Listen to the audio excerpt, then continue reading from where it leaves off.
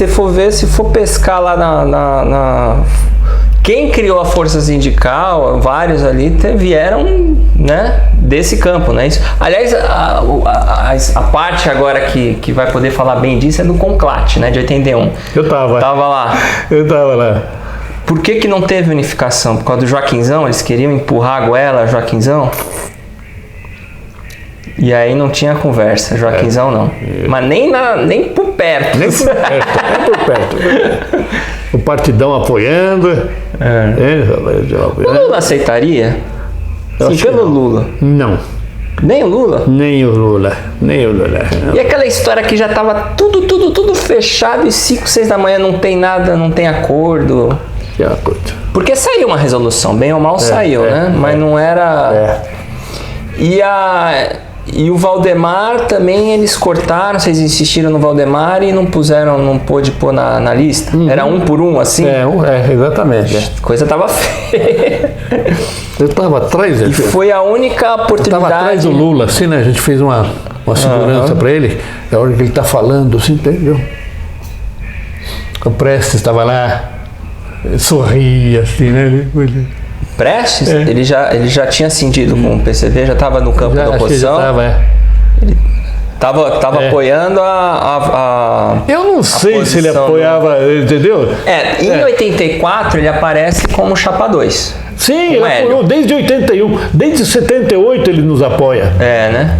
Ele não entrou no PT, então, porque não ofereceram a secretaria-geral para ele? Aquele comunistão ao antigo, porque... Assim, formalmente ele podia ser do PCB, mas não. O elo dele era muito mais com a ABC, né? Com a ABC, com a oposição. Mas o Prestes estava em Pragrante também. Ele estava em todas essas eleições, ele não com o velhinho, estava presente. Em 81, eu e o Vitor Gianotti, nós fomos lá na casa dele no Botafogo, tá? Pedir o apoio dele e tal, entendeu?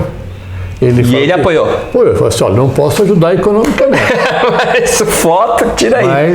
Então, Prestes ajudou, ele estava em 81 na oposição. Ele veio no lançamento da chapa. Ele dentro lá acho que ainda era, né, da Secretaria-Geral, sei lá. Ou acho que não estava mais, não. Não, já não estava mais, não. Entregou o cargo.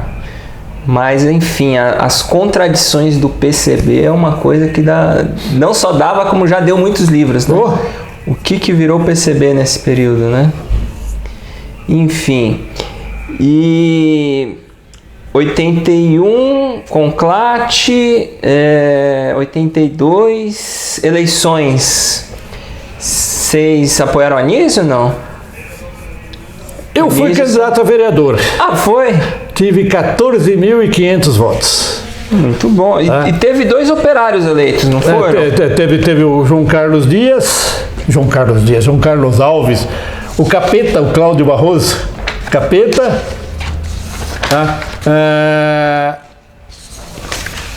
Acho que depois nós tivemos um candidato, um deputado estadual eleito, aí assumiu o Juscelino.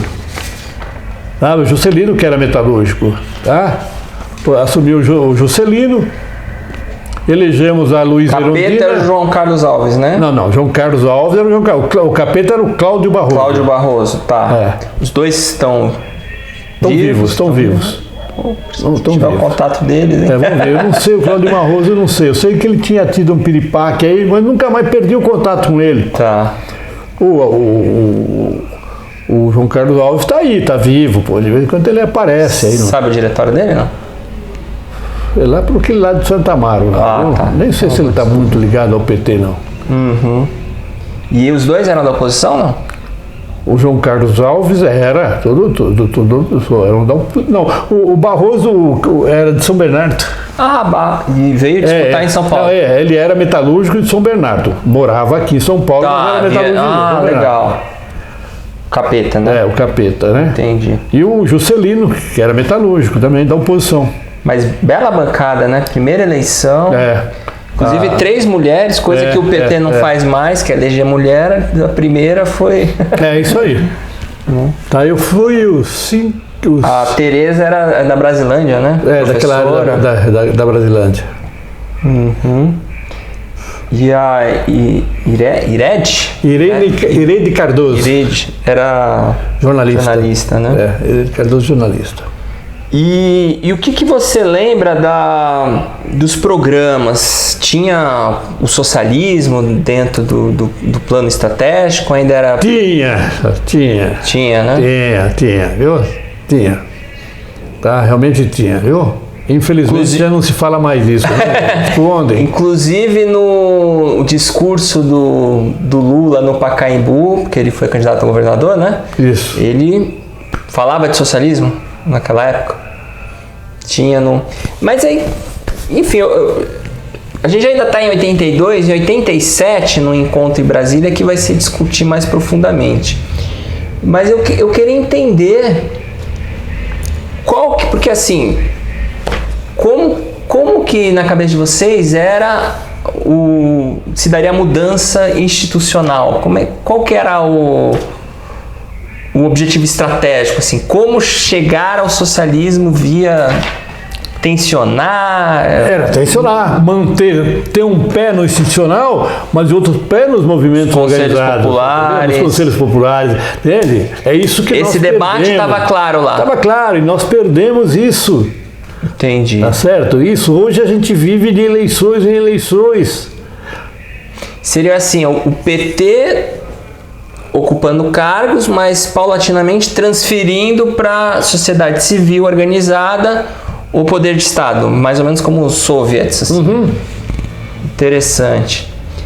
Bom, mas aí teve a experiência de Diadema que deu errado. E o que deu errado lá? Você lembra, não? Com o Gilson. Você chegou a conhecer o Gilson? Conheci. Então, aí teve a prefeitura e teve esses conflitos justamente com essas partes. Conselhos, legislativo. O que você lembra lá do debate que acabou assim... O plano petista para efetivamente tomar o poder não deu muito certo. Você lembra o que... Eu acho que são os mesmos erros que a gente está cometendo agora, pô. Continua cometendo os mesmos erros. Quer dizer, não, mas lá não teve uma tentativa de conselhos, os conselhos não entraram em conflito com a administração local? Sim, houve isso também, sabe? Houve isso também, entendeu? Mas é exatamente isso, quer dizer, esvaziaram esses conselhos, né? E voltado mais para o institucional, só para as questões, para o institucional. Esvaziaram. Ou seja, a ideia de conselhos é muito diferente do que existe hoje, que é o conselho participativo. Podia tentar diferenciar aí qual que era a ideia que o PT tinha de conselhos e o que nós temos hoje? Vamos pegar o seguinte, olha. A Luísa Erundina se elege em 88. Ela ganhou as prévias do que foi pro PSOL. Como é o nome dele lá? O Plínio Sampaio. Porque ela falava, tá certo? Em conselho popular. Em conselho participativo. A Erundina falava em participativo. Participativo com um conselho não construtivo, participativo. Tá certo? Participativo. E ela sem deliberar, conselho sem poder deliberativo. Ela pregava isso na campanha dela? Ela pregava, na convenção. Na convenção. Tá. Ela pregava que defenderia um conselho participativo, que as decisões estavam, entendeu? Podiam tomar. E ela não fez nada disso. O Plínio fez o contrário, né? Ele apoiava um conselho construtivo. Certo? Construtivo. Tá certo? Quer dizer, aí, na minha opinião, foi um dos erros aí que a Luísa Erundina cometeu, né? Inclusive, na convenção, Lula apoiou o Plínio, né? Que justamente aconteceu apoiou que a plebe, a base acabou elegendo a Erundina. Exatamente. Todos os trotskistas aí, o trabalho, apoiou a Erundina em cima dessa questão dos conselhos. E você acha que isso é um ponto crucial? O PT ainda precisa decidir o que ele quer nesse ponto de vista na administração? Esse é um elo para, enfim, termos um objetivo estratégico? Eu acho que é. Eu A acho questão que dos conselhos ainda precisa trabalhar. É isso aí, eu acho. Acho. Mas vamos pensar se esses conselhos sendo votados, não podia se repetir a lógica da eleição, né? Porque inclusive nos conselhos participativos meio que está acontecendo isso. A direita já viu como é que funciona, né?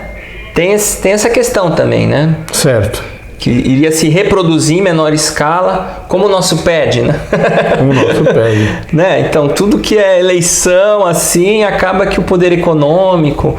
Mas você acha que mesmo assim é algo que podia se tentar? Deveríamos tentar. Descentralizar o poder. Descentralizar o poder. Entendi. Bom, então nisso a gente acho que entra num ponto culminante.